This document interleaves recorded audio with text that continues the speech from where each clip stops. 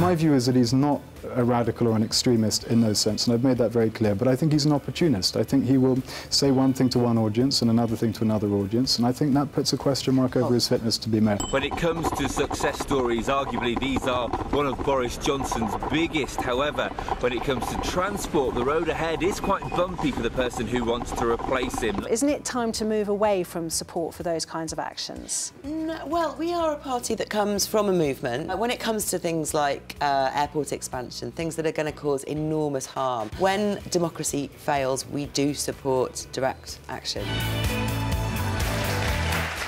Not for the first time, Zach's talking rubbish. The Commissioner of TfL has said that my fares freeze wouldn't impact investment in TfL. That's not true. Okay.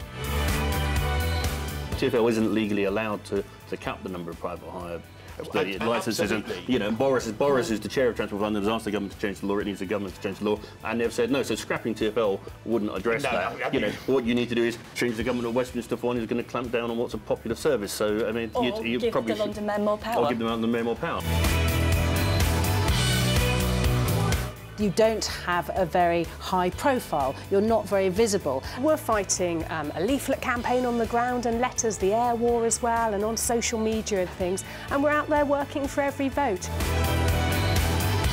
Synchronised drinking. 1, 2, 3. There are people in my party who are not because... But your party policy is anti-gay marriage. It's not just some people. The whole party is anti-gay marriage. I've been a spokesman for the party for, 3 years now. I'm now their mayoral candidate. I'm #1 on the list. You know, what more proof could you possibly want?